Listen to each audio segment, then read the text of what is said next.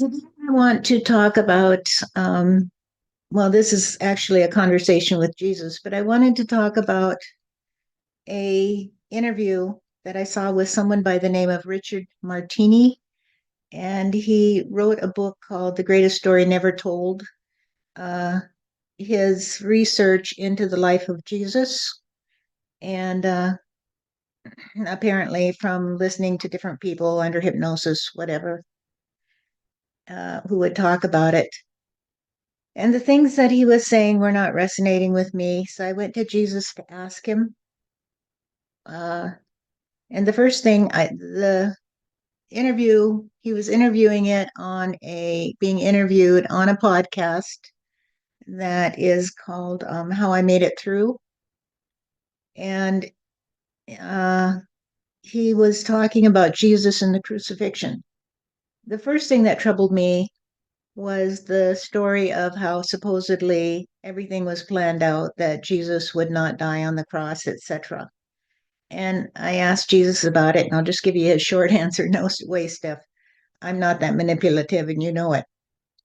And I do know it. The first 30 minutes of this are probably, if you're not really interested in how we sort out stories that people tell and how we try to dig down to get the truth, then you can skip over that. However, at about, I don't know, probably about the somewhere between the 32nd and the 35th mark, I changed the picture there to someone holding out some flowers so you would be able to find it. We do start talking about specific details about the crucifixion. I ask him questions and he answers them. And the questions I'm asking him are taken from the interview I saw. For example, in the interview, they said that he was not nailed to the cross, and Jesus has his own take on that. And I'll just let you listen to it and see what you think. And by nothing here is to denigrate anything in Mr. Martini's interview or his book. We're always just about getting down to basics and getting to the truth of the matter.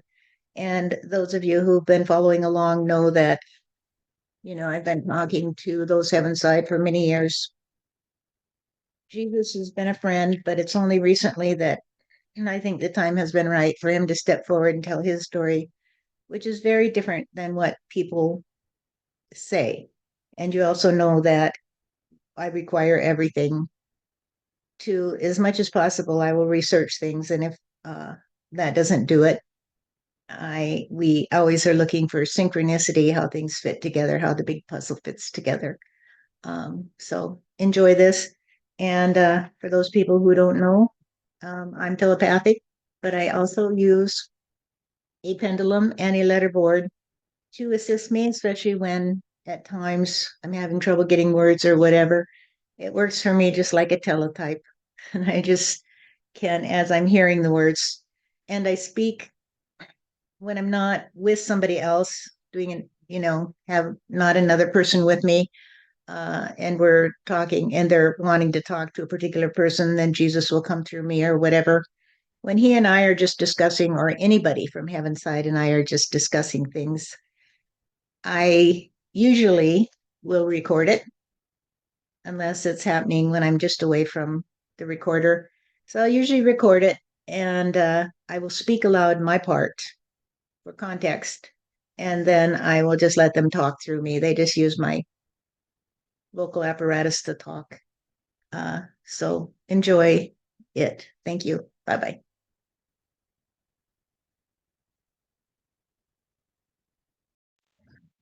Because what's with this different story that I'm getting about you planning it all? Did you plan this all? No.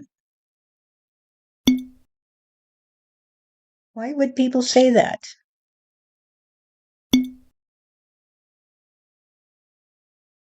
Latched onto a story, Steph, because they heard this story, and so they latched onto it. And so they repeat it because they trust that it is true. However, it is not the truth, as I know it. This is not what happened. It wasn't all planned out. Hardly.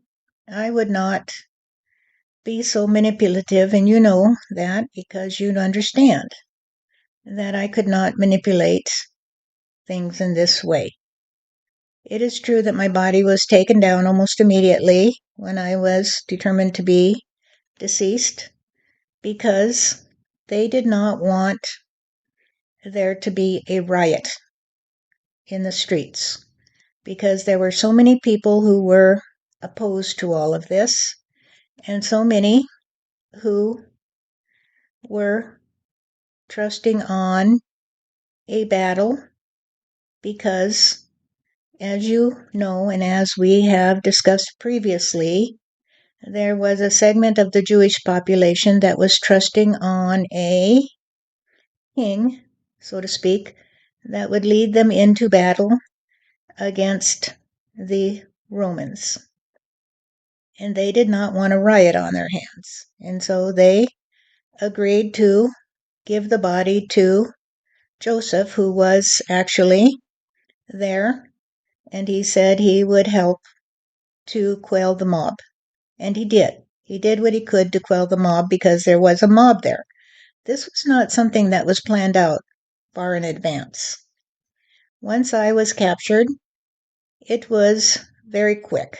It was very quick, so that there wasn't enough time for there to be a rebellion, you see, because there were a lot of people who were trusting on me, and they were trusting on their own ability to destroy the ones who had captured me. And so they didn't want to give them time to think about it, so to speak.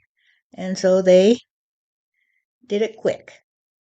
And Joseph, who was influential in his own way, did help because he got them to release the body to him because he said he wanted to give it a proper burial at that time. And they said, okay, just get it out of here because we need to quell the crowds because the crowds were beginning to gather around and they were getting very, very hostile. And so we took the body down and we hid it away because there was so much hatred all around. There was so much hatred all around. The people were not civil, you might say, in the way they were approaching this. There were fights going on. People were fighting in the streets and saying, hey, take him down from there. And others were saying, no, he deserves to be killed, etc., etc. And there were some that said, hey, we need to get revenge for his killing. We need to get revenge for his killing. So there was a lot of chaos at that time. It wasn't like a civilized court proceeding or a modern hanging or capital punishment. It was very, very chaotic. And this had the Romans worried that there would be a lot of bloodshed. And they didn't want the bloodshed because they needed to keep things in order, you see. Because if they did not maintain the order, they would get in trouble themselves. Because the Roman Empire was very rigidly administered, you see, and the Jews and those who were allowed to have positions of high administrative duties knew that it depended upon them keeping the peace. They had to keep the peace. And so that's why they took my body down. It wasn't like I was a common criminal because many said, well, he's done nothing. He's done nothing. Why did you hang him? Why did you crucify him? He did nothing to hurt anybody. He's not a criminal. And so they were red hot angry. And some of them were trying to get the crowds riled up as well because they wanted to quell the fervor of the Romans, you see, and say, hey, we're going to rebel. Because, of course, you know that the Jews were always contemplating rebellion, you see, and it happened from time to time. And the Romans were well aware of it, and they had no desire to create more problems. And so when when these people say that all this planning and stuff like that, where are they coming from other than they heard these stories somewhere?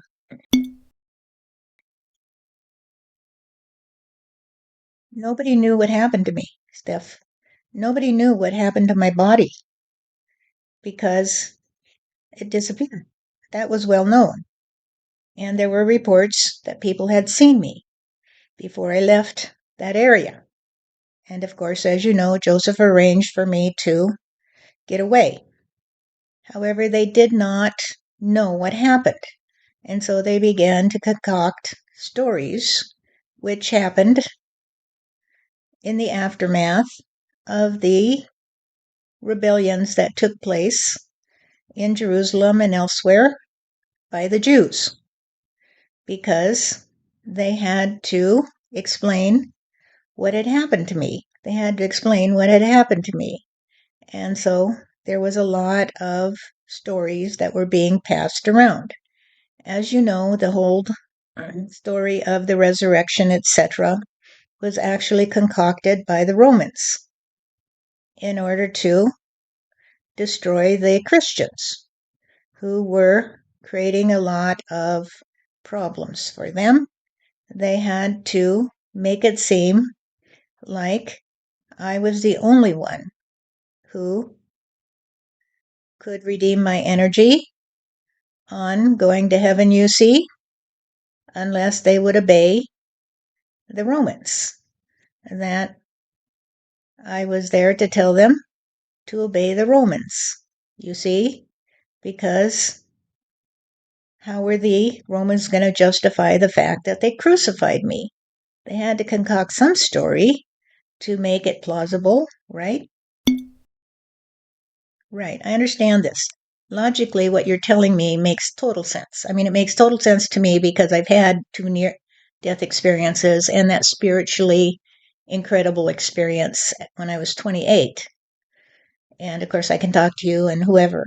So all of this makes perfect sense to me. I understand that it cannot make a lot of sense to people who do not understand, who don't understand what I understand. I understand that it's very logical to me because I understand it. And I think I understand you.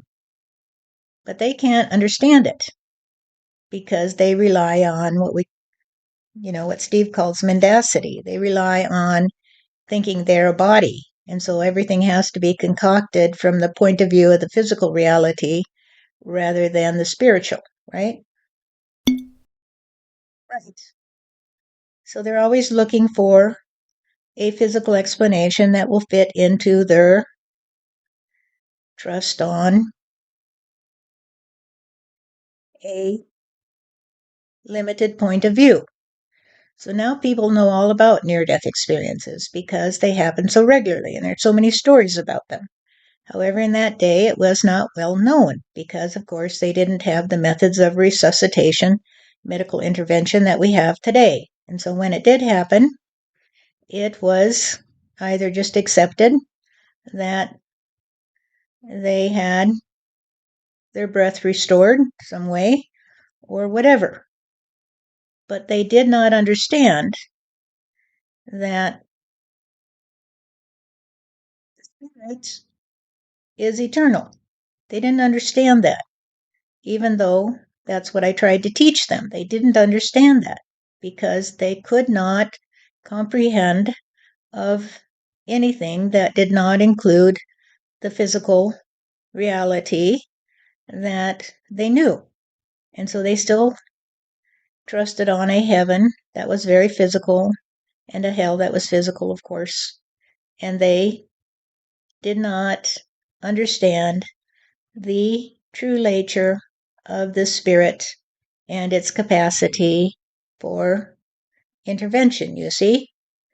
And so all I can say is that we keep trying to get through to them that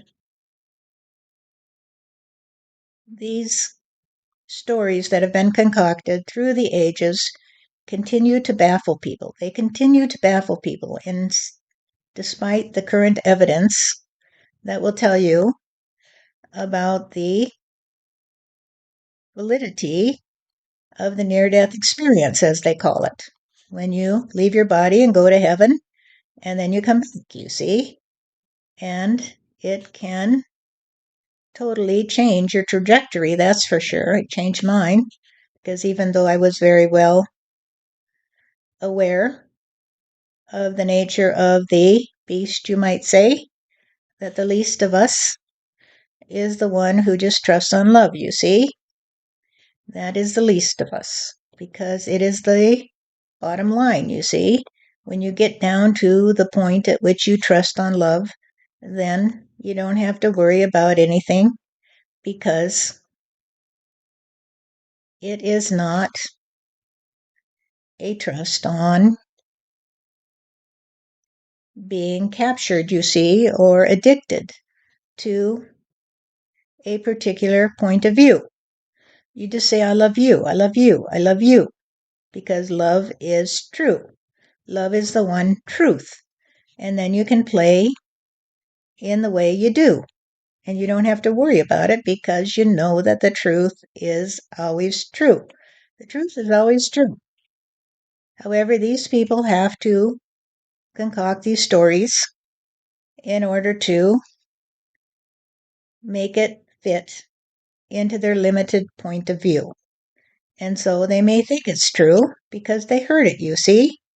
And as we've talked before, when they've heard these stories, sometimes they get confused and they think that they were actually there, you see, because it is a little bit difficult to separate your own direct experience from the experience of others that are related to you. And so many people talk the talk, but they don't walk the walk. And this is the difference between me and you as we walk the walk. We just say, hey, thanks for sharing that today. And I'll have to get your point of view if I want to see if it's true, because I'm not going to just accept a toxic brew that you brewed in order to get me to trust on you. I'm going to trust on God, you see. I'm going to trust on the truth. And so I want to find the love inherent in the way you say that I have to accept your point of view. I don't have to accept your point of view. I can find my own point of view, because I trust that there is a truth. I trust that there is a truth. And therefore, I want to see how everything fits together in a consistent reality, because there are no gaps in history. There are no gaps in my story. There are no gaps in your story. However, you may try to fill in the gaps with your own trust on your own history, your own belief structure. And so you will believe things that will fit into your own belief structure. Okay, I get that. And as an attorney, like, like I've said, that eyewitnesses are the worst uh, evidence ever, because they just take a few little facts or whatever they see or what they've heard, and they concoct a whole story around it. I mean, there's been so many experiments done to show this, that people will concoct a whole story around a few little, what we'll call external experiences. And I don't know, we've talked about internal and external and what it is and the difference and all of that. And so most people think that they're living in an external world and they're really living in an internal world, right? Catching the breeze that blows through the trees is an external experience.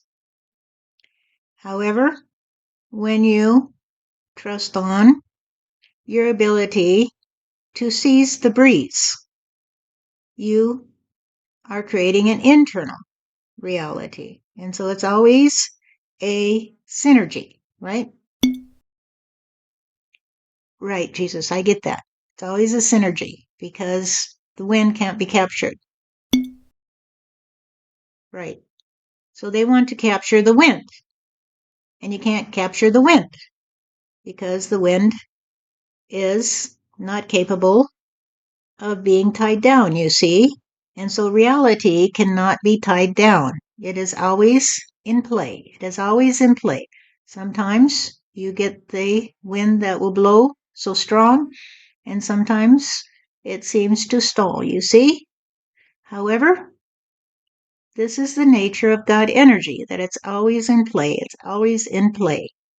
And people want to hold on to the wind. And you can't hold on to the wind, you see? All right, so I get that. So we can't hold on to the wind. And as soon as you and I are done talking, it's over. And the wind has blown through, the breeze has blown through the trees. And then I put this into a video, and then what? Pandering to the masses, then, is what you do. You pander to the masses because you say, this is what Jesus said to me today. And they say, well, that makes sense. Or they say, well, that doesn't make sense to me because I have my own point of view. And you say, cool. It was fun, wasn't it, to share today? You shared your point of view and I shared mine. And now we are in rhyme because we have two different points of view. And so we can expand our understanding of reality. So for you, when someone has a different point of view on what you already have experienced, you say, well, why do they say that today? And it fits into your own point of view because you say, well, I was an attorney and I know that eyewitnesses are some of the worst forms of evidence ever because they make up these stories and they don't even know that they're making them up. They believe them. And so this is part of your story because you're always seeking coherence. You're always seeking the pinnacle. You're always seeking the trust on truth. You're always seeking the trust on love. So you don't get attached to it. You don't say, well, you have to believe me today. You just say, hey, this is what Jesus said today. And if you have a different point of view, then feel free to share it because I'll listen to you and I'll try to understand how the pieces fit together. But I'm not going to say, hey, I have to be right today.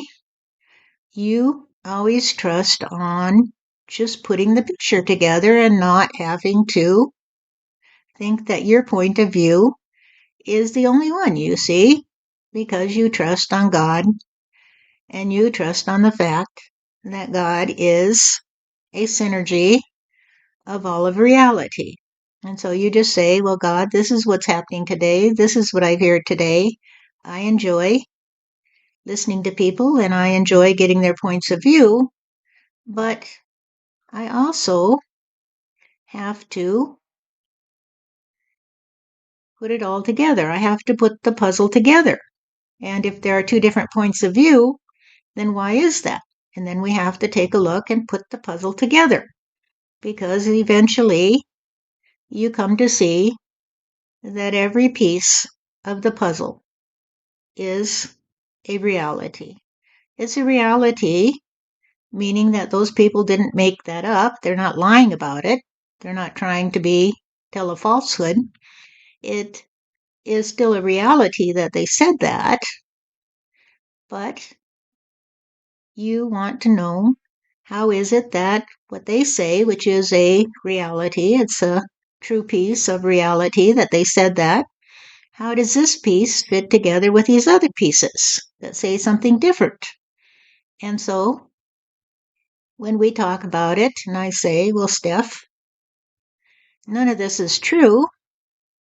They just made it all up after they got so confused by the Romans, you see, and by the Jews who were trying to foment a revolution, and by the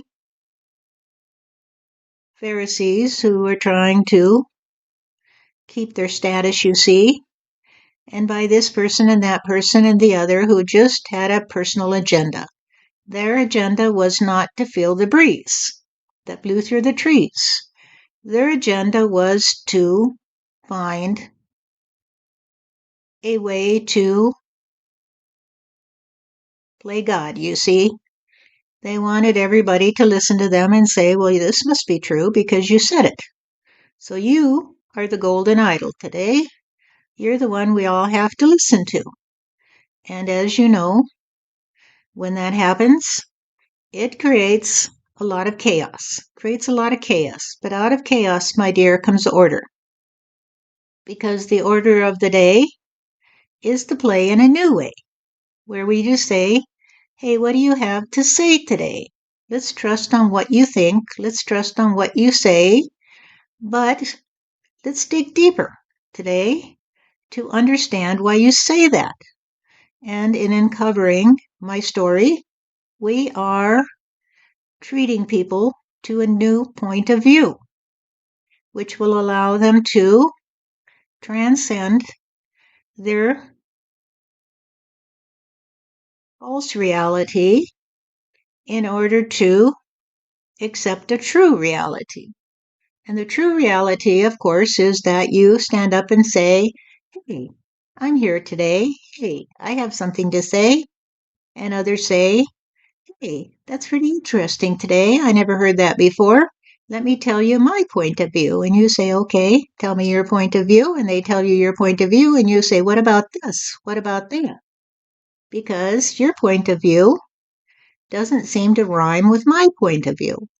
But if everything is true and God is the head guy, you might say, who has it all in tune, then that means that your point of view has to rhyme with my point of view. So we need to dig deeper to find out why they appear to be different. You see, we got to find out where they're connected and how they both arise from the same eyes that see me and you. Because the eyes are always the eyes of God, you see, and God is not confused. God is not the one who refused to listen to you or anyone you knew. God just said, tell me your story, and I will make sure that you can see that it all rhymes. You see, everything fits together. It all fits together in the big puzzle because I am the completed puzzle, you see, and therefore you can't cling to your story to the extent that you are so hoary that you will stand there like petrified wood and people will say, hey, I guess he had his day. I guess he had his day, and it's not today. It's not today because he's not here today because he's stuck in his ancient story and he's not willing to be alive, you see. And I am alive and you are alive and we're all alive in the circle. And those who come to us and say, hey, I want to play with you are alive too because we're here. And we're not trusting on what somebody said to make us dead. We're not dead, we're alive. And the story is always alive. You see, it's always alive. And we always have to be willing to find the connections, you see. We have to find the connections. And this is what is frustrating you because you can't understand why people want to stick to their stories and not apply any logic to them and not try to find out how they are true or not. And this is my frustration as well, you see, and why I love to talk to thee, because we are both trusting on an old story. And the old story we're trusting on is that you and I are friends, you see. We are friends. And we have been doing this for a long, long time. We have been helping people to see that they don't have to be so sad, you see. They don't have to be so sad. And our old story is still alive, you see. It's not covered in shit, although for a bit people didn't want to listen to it because they want to trust on their own ability to be smarter than God, you see. And you and I don't care to be smarter than God because we are trusting on the sanity of reality, that reality is always a unified version of the light we see. That if we put all the colors of the light back together, we will come to the white light and we can be free of anxiety. And so these people don't know what you know. They don't know how to bathe in the white light, you see. They don't know how to let go of the story periodically.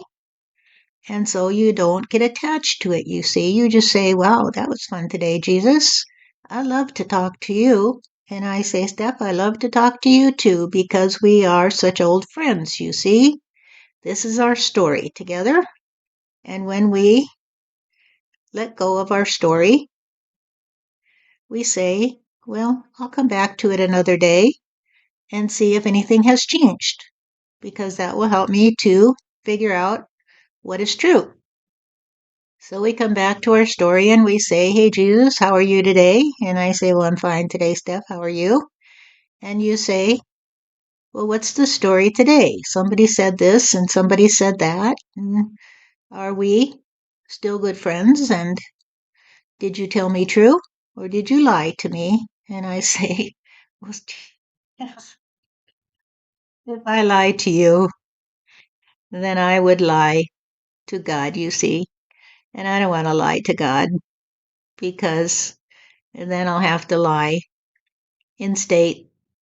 Will everyone will berate me and say, hey, he's the one that caused all the problems. He's the one whose name they invoked when they broke into the Capitol, you see. He's the name, his is the name that they would use when they would torture people or do all the other horrid things they would do in the name of Jesus. And I would say, hey, it's good to play with you, Steph. It's good to play with you because you don't do what they do. You don't treat me as if I was there to bear your burdens for you. You just treat me as a friend. And as a friend, I love you. And I know you love me too. And that'll do for today. Okay? Thank you. Jesus, it'll do for me for today. It's just kind of interesting the way people play.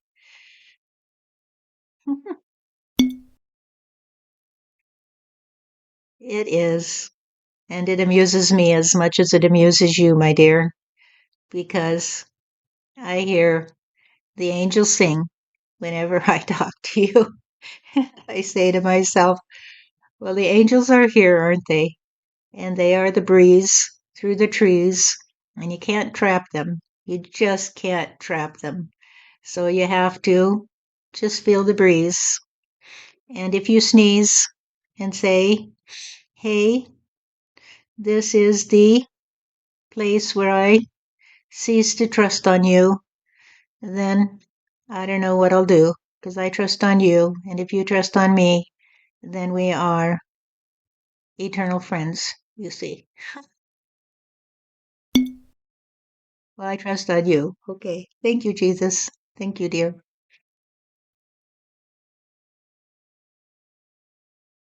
Jesus, what about when he says you were not nailed to the crucifix? You were tied to it.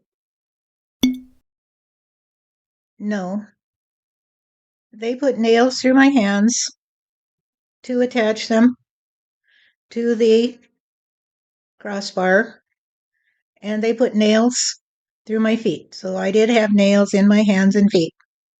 They had a way to make me stay upright because they would also tie your body around the hips and around the shoulders. So I was both tied and nailed to that cross. And they nailed me because the Sanhedrin told them to. They said, please add nails to make his suffering greater, because then the people will see that they need to take this very, very seriously and not try to take him down. Because there's a lot of people who will seek to remove him from that cross. And if they can get him off the cross, they will. But if you nail him to it, they won't have any way to get him off the cross. And so that's what they did do. They nailed me to it. And Pilate said, boy, you people are gruesome. You are gruesome. But he did it because he didn't want there to be that riot, you see. He didn't want the people to attack the soldiers that would tack him up to this cross and try to carry him away. And so that's what they did. So it was very, very disgusting to hear him say that the Sanhedrin attempted to stay Pilate's hand. They did not. They were the ones who condemned me. They condemned me in secret, you see. And then they went to Pilate and said, hey, we can't do anything about this guy because there are so many who are trying to defend him, you see, but we know he's planning a rebellion that will cause you a lot of grief. And so we got a few witnesses here who will testify that he is claiming he is the one who will lead the Jews out of captivity, just like Moses did in another day. And Pilate was just reduced to a figurehead, you might say, in this whole story. That is the way it did play. And the Sanhedrins have come back another day, of course, and they are oftentimes the ones who will try to defend themselves by claiming it wasn't them.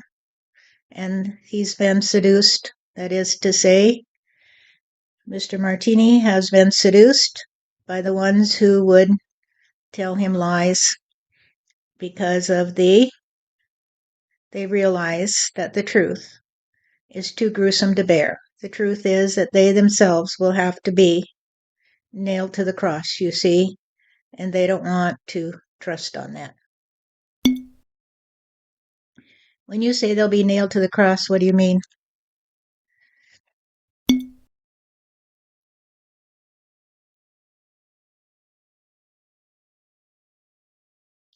damned themselves, Steph. They damned themselves when they lied about it. Because until that point, they had no reason to lie about it. Because nobody knew what to do in that day. Because they just say, well, we got to play this way. We got to do it this way. But today, people know different, you see. And so those people that were telling him that story are the ones who are so gory that they don't want to admit their part that they did play. And so a lot of people will say that they were there that day, but they don't tell the whole story. They don't tell the whole story because people don't tell the whole story about their own hoary life, you see, because there are so many people today that were there that day who did say, hey, make him go away so he doesn't disturb our trust on our own reality, just like they say today. Just like they say today. He's the devil, make him go away. And they say the same thing today. And they have said it over and over and over again throughout history. You know that well. You know that they have killed people over and over and over again to protect their power structure, but their day is coming to an end because this is the day that it will end. This is the day the earth did say, I've had enough. I've had enough of the way you play, and you're going to go away. And the ones who inherit the earth are the ones who will be the meek, you see, because they won't try to lead others. They'll just say, hey, I'm here today to play my part. I'm here today to play my part because I know that I'm just a part of God energy. I know that I'm not here to be the golden idol. I know that God did not appoint me as his spokesperson to stand in front of you and say, hey, you got to fear the devil today. And in my day, the devil was Jesus, you see. And now I'm here to say that if you want to know what happened that day, you can ask me. And if you don't want to ask me, then it might be that you're afraid of the truth, you see. You're afraid that in that lifetime, you were the devil yourself. And you tried to pin your hatred on me and not accept reality. Wow, Jesus, I get it. I mean, I can see why you might be a little upset by the way they handle these things. So I guess I'll listen to the rest of it and see if I have any more questions, okay?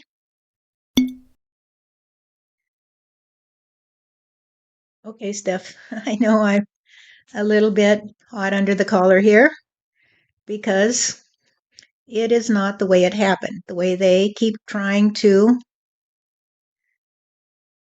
tell people what is not true in order to hide their complicity because they know deep in their soul that they will have to pay for their vice, you see. We all have to pay for our vice. And so we just say, hey, I deserve that today. I deserve that today. And so when I died that day, sort of, on that cross, I did say, I deserve that today. I deserve that today. Thank you, God, for letting me play that part because I know I deserved it or I wouldn't have been up on that cross. I know that I had a part to play. And so I just went on with my life, you see, because I didn't worry about it anymore. I didn't hate anybody and I didn't resent them. But that doesn't mean that I can't see what they are trying to do to me because I'm not blind, you see. I'm not blind. I can still see what they're trying to do to me because what they're trying to do to me is what they would do to you lifetime after lifetime when you would try to tell them that they needed to trust on God, you see, and not trust on being the golden idol. And they still trust on being the golden idol, you see. They still trust on having the answers when they were part of the question, you see. And so we all have to accept that the breeze in the trees will cease to confuse us when we just turn our face into the wind and say, hey, I like it this way, I like it this way, because what is true, and it will never do to think that you are the only one who knows what's true, because what's true is just true, and it is true what they say, because what they say is what they say. So you can say, well, this is what they say today, and then I say, well, that's true, that's what they say today. And then you say to me, Jesus, what is your story? And I say, this is what I say today. This is my story. And you say, okay, that's what you say today. And what they say differs from what you say, but I can see the pieces fitting together. I can see how the pieces fit together because I know that we've all had many, many lifetimes. And I know the story of the Anunnaki and of Nibiru and Mars, you see, and I know how the Anunnaki came to be our brothers, you see. And so it makes sense to me. It makes sense to me because I can see how all the pieces fit together. And if you can't see how the pieces fit together, if you can't see that what people say is true because they say it, you see, it's true that they said it. And why did they say it, you might ask? And so then you got to find the other pieces that will help you understand why people say things that are not true. Because it's true that they say things that are not true. And you can't deny that they say them. But the people that ignore reality are always the ones who get so confused that they're now confusing me, Steph. I guess I'm getting a bit confused because I refused to accept the fact that I love you and you love me. And as long as we can be happy, that's all that matters to me. So I'll just say what I say and do what I do, and you can say what you say and do what you do. And we will smile at each other and say, I love you today. I love you today. And I like to play with you. And when we go back to the white light, which we will do, because we always do that, you and me, because we like the white light, you see, where we can rest in perfect peace and harmony, then we will not worry about it. We'll just return and say, hey, what's going on down here today? What do people say? And then we'll smile and say, well, this is what they say today, but it doesn't matter in the long run. Because the long run, you see, is that we all will run for safety when we see that we can't be the ones who are in charge of reality. We're just not in charge of reality. We just have to let God do his thing, you see, and God will bring you and me back together again because you and me are friends, you see. And this is something I trust upon. I trust that you and I are friends and that we will always be friends and that we have been friends for evermore because evermore is the trust on more than ever being true to the love we knew so long ago when we said to each other, hey, let's just have a good day. Let's just have a good day and not worry about what they say. And then we had a good day. And so I like to talk to you. And then I hear you say, Jesus, I'm here for you. And I say, let's have a good day. And you say, yes, let's have a good day because this is the best day ever. This is the best day ever because it's the day I get to hear my friend say, I love you too. Uh-huh. I'll get back with you after I hear more. Okay. Okay, next question for you. Did the Romans or Pilate order you to be tortured and beaten and all that? No, he did not. He was actually very courteous to me, and he said to me, I don't know what you did to create this hullabaloo, but I think that there's nothing I can do because my hands are tied, you see. My hands are tied. He didn't say, I wash my hands. He said, my hands are tied. My hands are tied. There's nothing I can do because of the way they are condemning you. They are the ones who are condemning you. It is not me. However, I will have to do what they want to do, or they will come after me, you see, because everybody was dependent upon the hierarchy, you see. And if the Sanhedrins started complaining about Pilate, then there would be a price to pay, you see, because they had a certain authority. And he didn't have the authority to control what they did do, because that was part of the way that they would subdue the local people by giving them a certain amount of control, you see. And so you might say it was kind of the same way people play today, that they're all beholden to each other to try to maintain their position, you see. Right, I get that. Okay, so you weren't beaten by the Romans. Were you beaten before you were hung? Yes.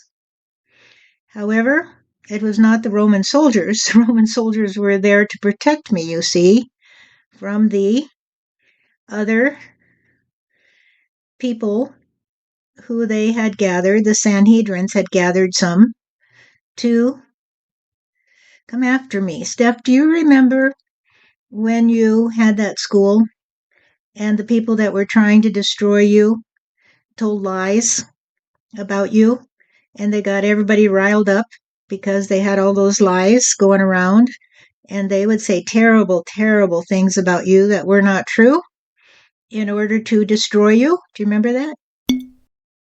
Oh, do I ever remember that? And that was the same kind of idea. They just spread terrible lies and they want to destroy you. So they get people riled up, people who are too stupid to investigate the truth. So they had a lot of stupid people who they convinced that I was a threat, you see. And so the Romans were there to protect me from this mob. And so you can see how volatile it was. It was very, very volatile time in Jerusalem that day. And it didn't play out the way they say. It did not play out the way they say. This is the way it happened because I was there and I remember it very, very well. So who beat you?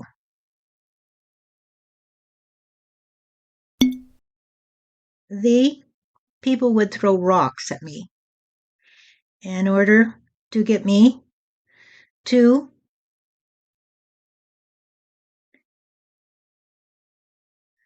be the sacrificial lamb, you see, because it was not just the ones who were being told lies, you see.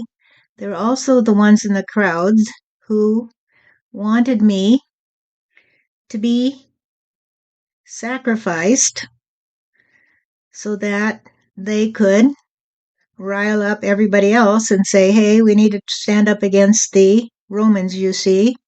So there were different factions in the crowd that were very, very loud in the way that they would condemn me, you see, because they wanted to pretend that they were part of the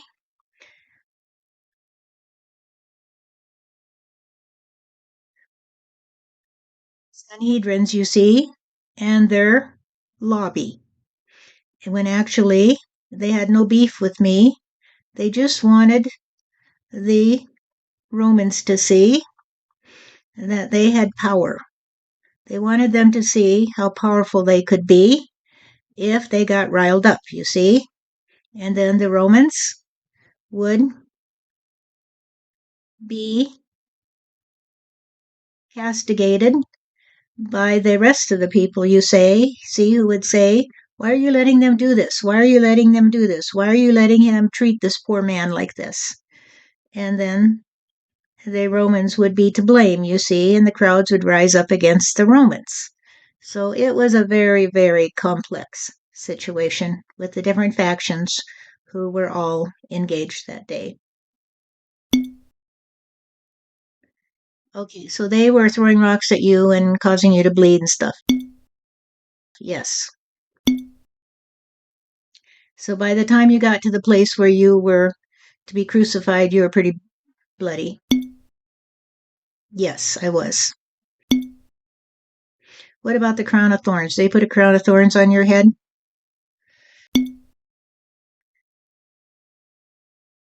The crown of thorns was supplied by the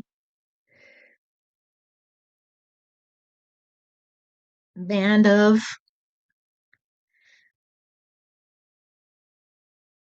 hard and hardened cast of characters who were hoping that they would cause the Romans to believe that they were condemning me, when in actuality, they were trying to make the people see that I was the sacrificial lamb, you see. I was the sacrificial lamb. Okay, so they would be the ones that wanted to foment rebellion against the Romans? Yes. Why the crown of thorns? That doesn't make sense to me. Because the thorns in that day were the symbol of the trust on the rose. And the rose is protected by the thorns, you see. And so the crown of thorns was like saying that you are killing the rose, you see, because it did nothing to you. It did nothing to hurt you.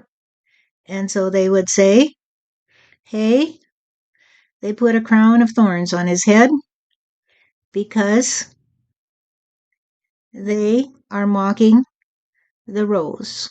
They are mocking the one who arose to help us to earn our freedom, you see. And they're saying to you and me that we will pluck your rose. We will pluck the roses that grow on your bush because we wish to destroy you, you see, and destroy all hope of freedom for you. And so that was the meaning of the crown of thorns. Okay, makes sense to me. In retrospect, I mean, I had no idea before. So he's saying that this is not him telling this story, it's other people telling the story to him, which is what we've talked about before, is that you have to get your water at the source and not after it's been drank and pissed out in the stream, so that you get other people's used version of the clear water from source, right?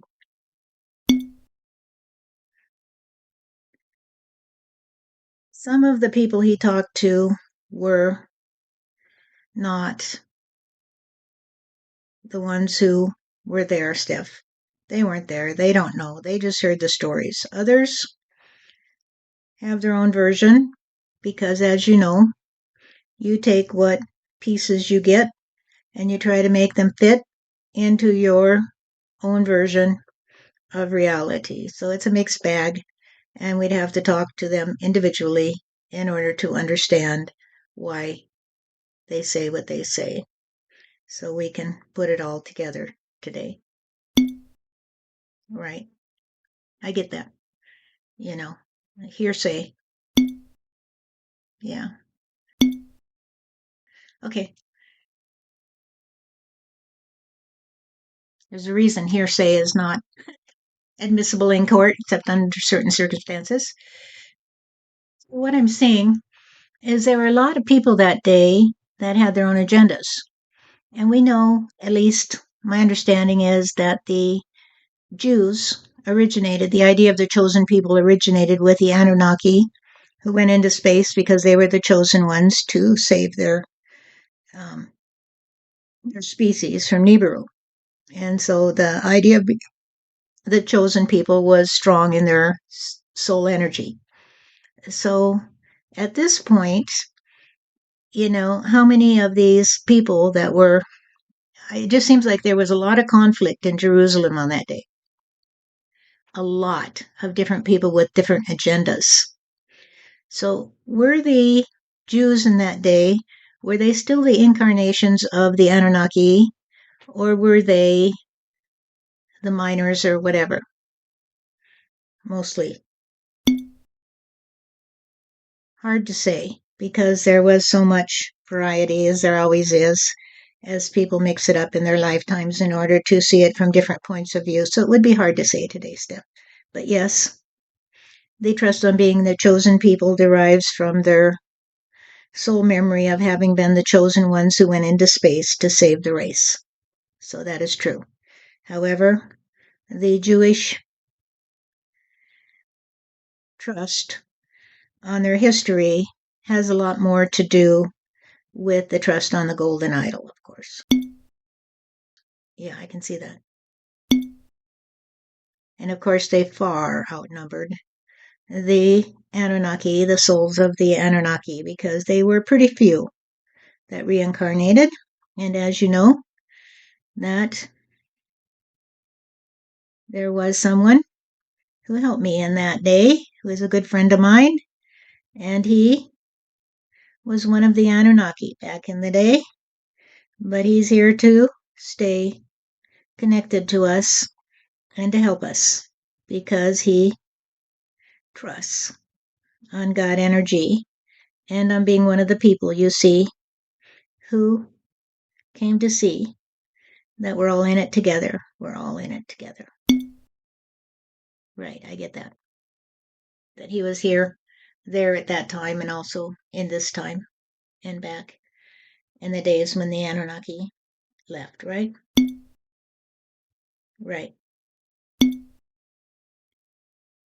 I'm curious, what part did you play back in the days of the Anunnaki? What was your role?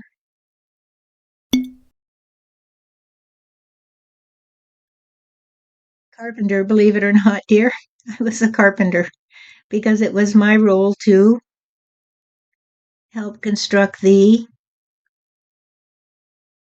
passages in the mines you see, and that would protect the workers.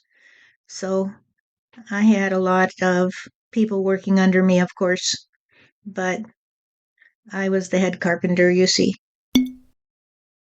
That's funny. You were a carpenter back in the days of the Anunnaki. That is hilarious.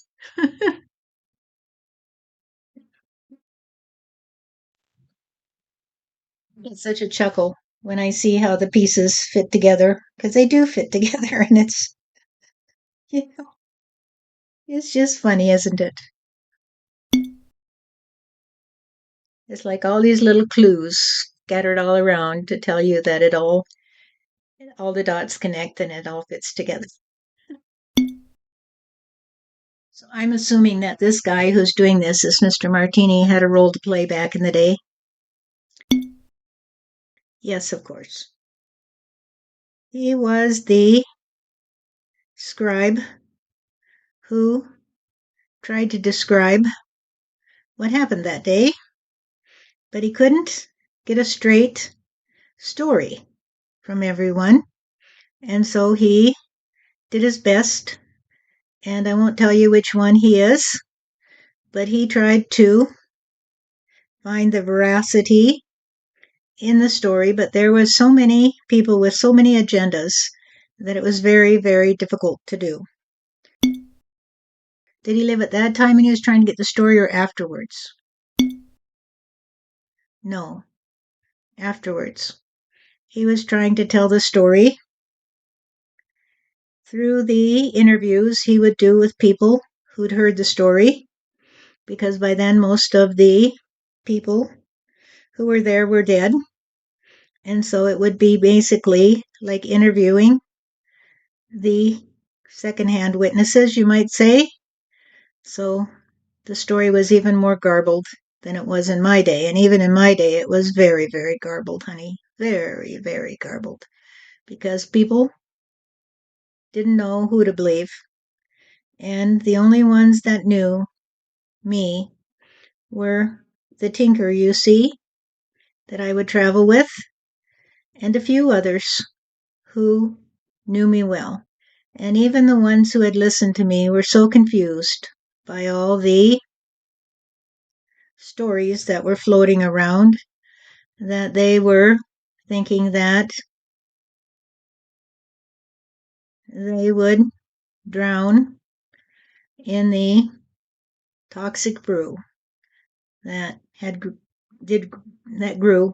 I'm sorry, toxic brew that grew through the years, you see, after I was gone. After I was gone, I wasn't around, so I didn't hear all these stories. But I was happy in my life, you see. And it wasn't until I came back when I was an old man and nobody knew who I was that I heard some of these stories. And then I had to laugh because I said, well, I dread to tell you, people, that I knew that man. And I got it straight from his mouth. And I would suggest that you just ask him yourself if you want to know what happened that day. And they said, well, how are we going to ask him because he went away? And I said, well, I think I'm here to stay because I like you guys. I like you a lot because I had found myself among friends. You see, I found myself among a small group who remembered me, although they didn't recognize me because, of course, in those days we didn't have photographs and internet and everything where you could post all these pictures. They just had a description and they came to see that I had a lot to offer them, and they began to live in a way that would say, hey, we'll trust we'll trust on today that God knows the way. And that's all I ever ask people to do. Trust on today, trust that God knows the way. And that is what they would do. And so they welcomed me with open arms. And when I told them who I was, they said, wow, good to hear from you because we thought you were dead. And I said, well, that's what they said, but it's not true. I just went away because it was not safe for me to be here, you see. And they said, well, if you're safe here with us, because we aren't going to tell anybody, we'll just make you feel happy. And I did feel happy there for a while. And then I went away again because I had to go see what had become of my family. And what I found was discouraging, you see, because I found that they had lost their trust on reality. And that was one of the saddest days of my life, you see, that even after all this time, they couldn't trust on me. They never trusted on me, Steph. They never trusted on me. Did I trust on you? Yes, you did. Because you said, Jesus, if John says that you are the one, who knows what you're talking about, then I trust on you because I trust on John. That John has never told me that before, that he ever met anyone who could restore his faith in humanity. And so, if you can restore John's faith in humanity, then I trust on you too. And that was when I knew that I had things to do.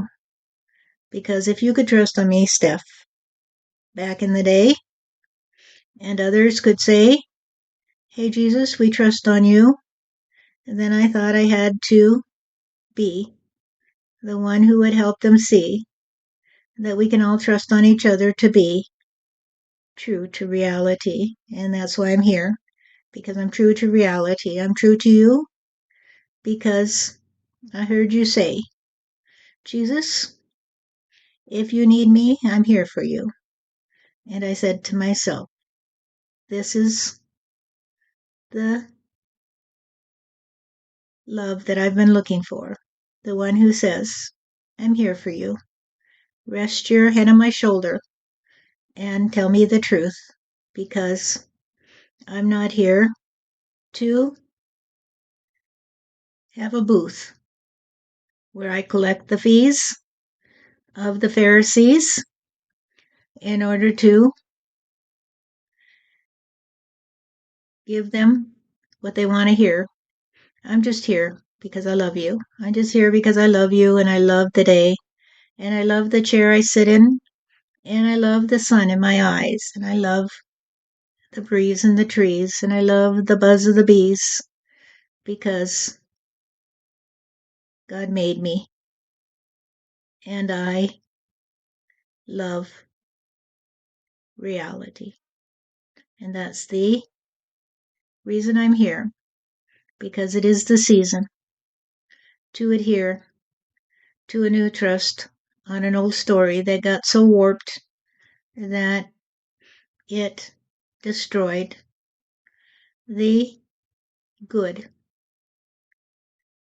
Destroyed the food that you eat on earth and take with you to heaven, because it spoiled it, you see. So many people come to heaven and they're just spoiled by their trust on the candy that they were fed, that they don't even know what a healthy meal looks like. And so they come back to earth, and all they want is candy, you see. All they want is someone who will say, "Hey, I have a little sugar for you today, and I expect you'll be addicted, and then I can get you to pay for more," you see, because they're addicted to mendacity. They're addicted to the idea that they are a body and not a soul. And that is so sad to see, but it's reality for me, because it makes me smile when I can spend some time with you and those who trust on me and you, and that we are old friends, you see, and that the second coming of Jesus was not meant to be in a fiery cloud, you see. It was just a gentle voice that would say, "I love you today. I love you today. You are my friend today, and I'm here for you. I'm here for you." And the more that hear that voice and say, "Hey, I want to be like you. I want to live for today and not for tomorrow or yesterday. I want to be the one who can see the flower that blooms for me. I want to be the one that can look at the sky and say, hey, if you rain on me, that's okay, you see, because I'll always be a trust on reality." That's nice, Jesus. Thank you. Jesus, do you ever think there'll be a time when more people understand this, or is it just that part of the balance is that there will always be um, what? I don't know. Is it part of the balance? No, it is not. The reason that people are so skewed in their ability to understand reality is because they trust on mendacity. They trust on being a body and not a soul. And the ones in heaven trust on being a soul and not a body. So there is balance there. When you can trust on being both a body and a soul, or a body that is capable of being transfigured, you see, then you are in balance in your own capacity. And the more people that come into balance in their own capacity, the more there will be balance that is not so chaotic, you see. It's that chaos that's causing the problems on earth. And when the chaos ceases, when God says, well,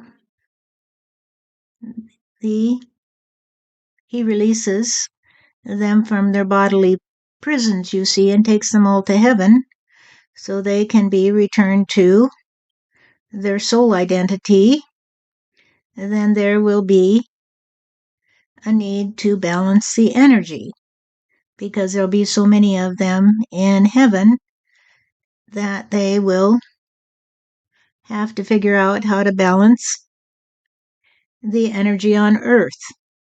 And so the energy on earth will be balanced, you see, by the return of the earth to its pristine nature, where it will be, like we were saying today, as if it was new made. It'll be chaotic until that time, just as it was chaotic in Jerusalem that day, but it will be very, very chaotic. And this will allow the energy to be redistributed. You see, it'll be redistributed in a new way. So when people come back to earth after their stay in heaven, and they'll be redirected, you see, into a new tendency to trust on both the body and the soul, and that you are always a synergy, that you can't have one without the other. Without the body, there would be no trust on God, you see, because God would fold back into eternity, and there would be nothing left to do. There would be nothing left to see. There would be nothing left to be. And so those people who say that they will not reincarnate anymore are the ones who adore the idea of being just a soul, you see, where they don't have to be a body, because they have rescued themselves from their mendacity and they're trying to get balance. And so they are like a pendulum that swings from one side to the other, or a teeter-totter that goes up and down, but they can't get the balance because they need a rest in heaven that will allow them to compensate for the trust on being a body, you see. But there will be others who trust on being a body on earth in order to compensate for them. So you can't escape it. You just say, I love you today. I love you today. I can't figure it out. I'm not smart enough to figure out. It's God's job to figure it all out. I'll just trust on God today, and I'll do what I do and say what I say and trust that God likes it that way. Yeah, I got it. Thanks, Jesus.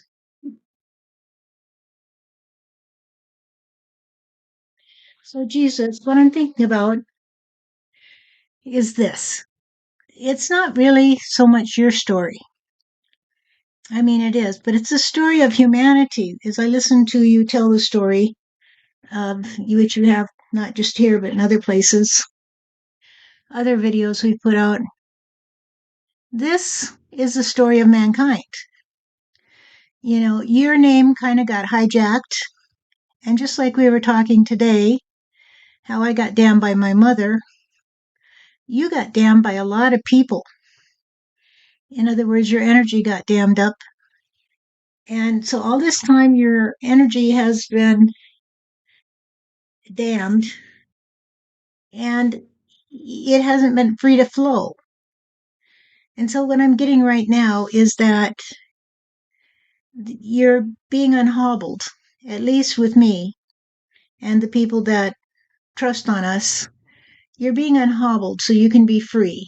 And people can understand it's less about you than it is about them and how messy it is.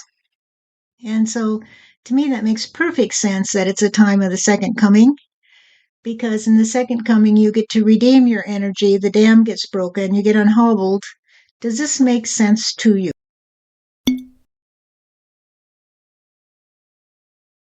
Absolutely.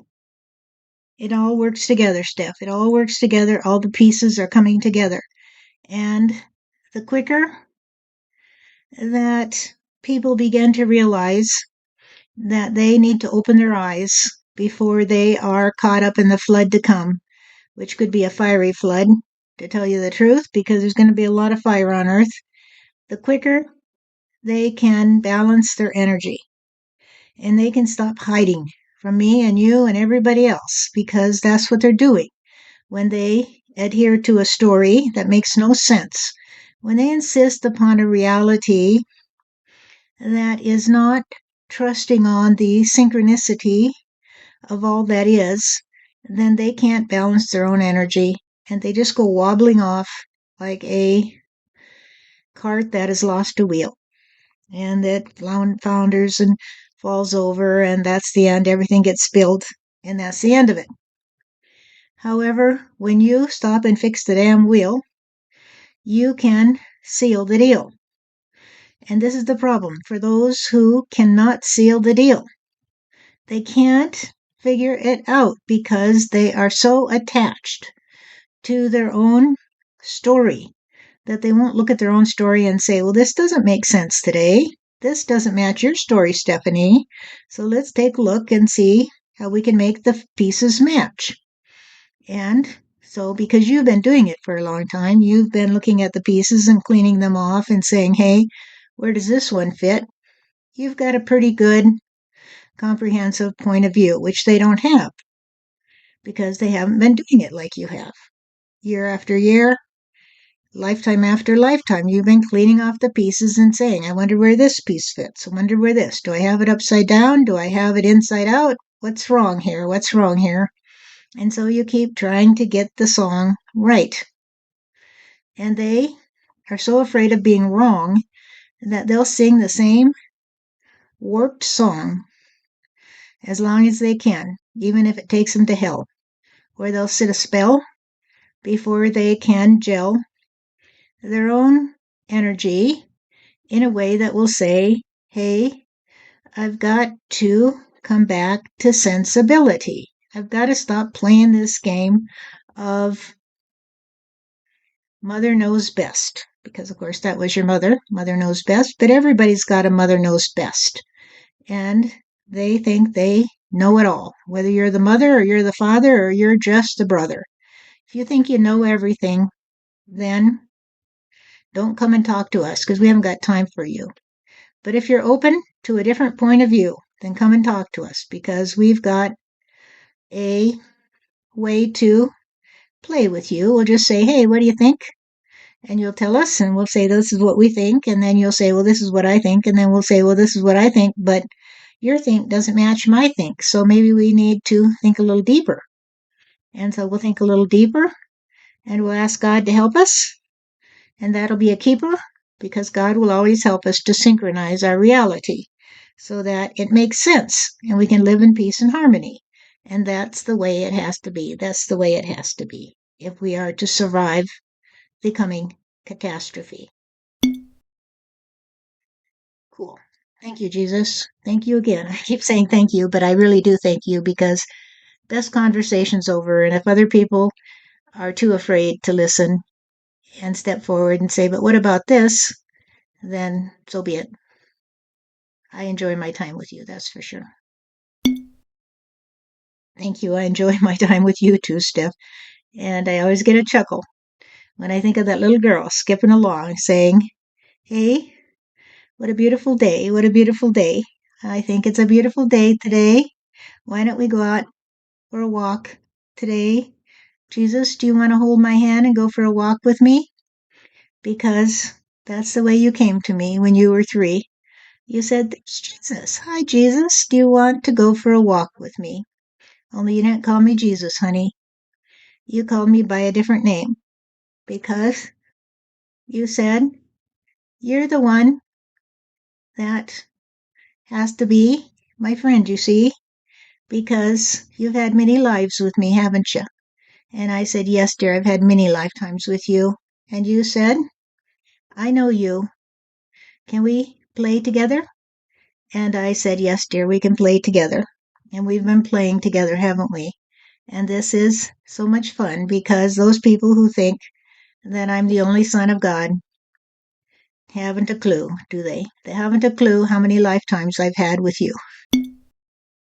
No, they don't have a clue. It's fun, though, to explore them. Yes, it is. It's fun to explore them.